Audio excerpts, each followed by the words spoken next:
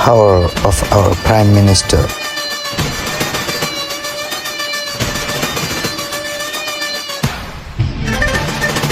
Time to face the world. বলেছেন।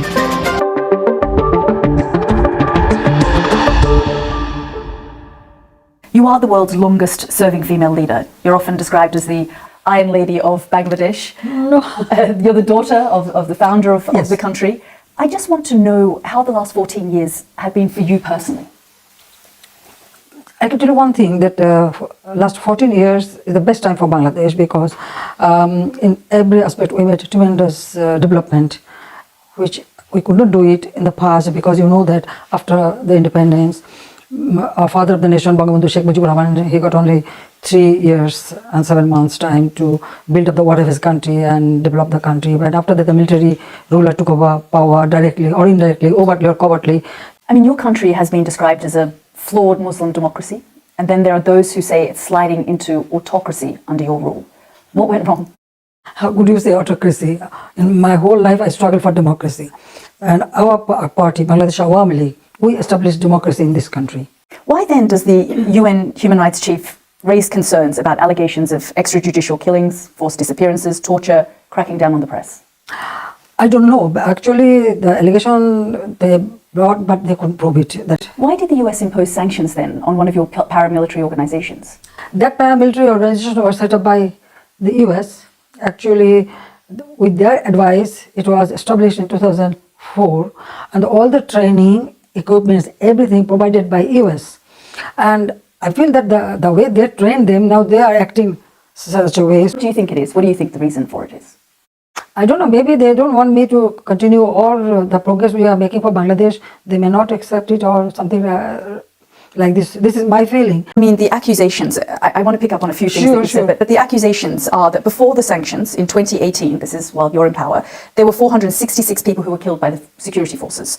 In 2019, 388 people killed. In 2020, 188 people killed. Then when the sanctions were imposed, they went down to 15. The number they mentioned, they could prove it.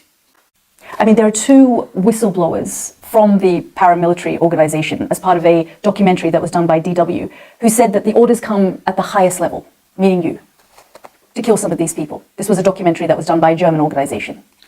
Well, how they made this organization, I don't know. But what is happening in America, you can see. Almost every day, even in a school or shopping mall or restaurants, people are trying killing, even the school children. Then other common people been killed by the either law enforcement agency or the armed cadres. I think US should look into that in their country, what is the situation? They should save the children's life. They are not taking care of that, their own people. But the allegation they brought, or the number they said, we asked them that give us the evidence. They couldn't place that. You've raised this in Parliament as well, this idea that they want regime change. Do you have sort of evidence around that? Because you're raising this concern again now. Well, that is the big question, that why they put this sanction.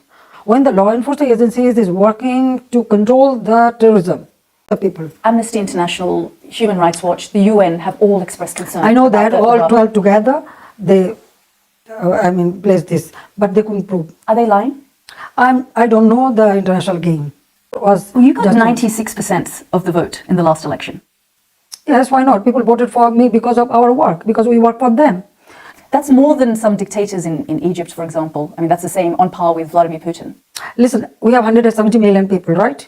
Now, our people are very much conscious about political right. Since Awami League formed government, we work for our people. We reduce our poverty level. We ensure food security.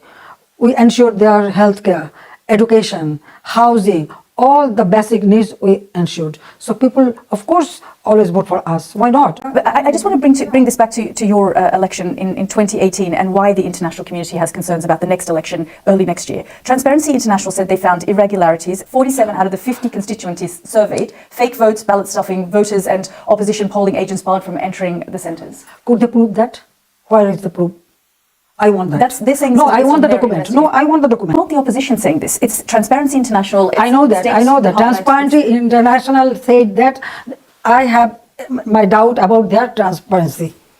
I can tell you. It's a fact. A lot of praise for. Internationally, they praised you for bringing 1 million in a time of desperate need. The international community praised Bangladesh, they praised you for bringing these people here. What's happened 5 years on is that there's overcrowding, there's arson, there's violence. There have been attempts to move them to another island, but there's concern around the flooding in that island and that some Rohingya have attempted to flee. I'm very sorry. Have you been there? Have you seen the island? How we developed that island for them? Those who are living, how they are living, and those who are now going to that island, they're living in a better way. They cannot put this burden forever on us. Already it is overpopulated country, and our common people, our local people, they are suffering. Do you feel supported by the international community on this matter? Yes, they're supporting us, but they couldn't make anything positive. That is the, unfortunate thing. That yes, they are, when we discuss with them, they support us. They should go back and this and that. But then they can't do anything in positive. Why? That is my question. Answer these direct questions if you can.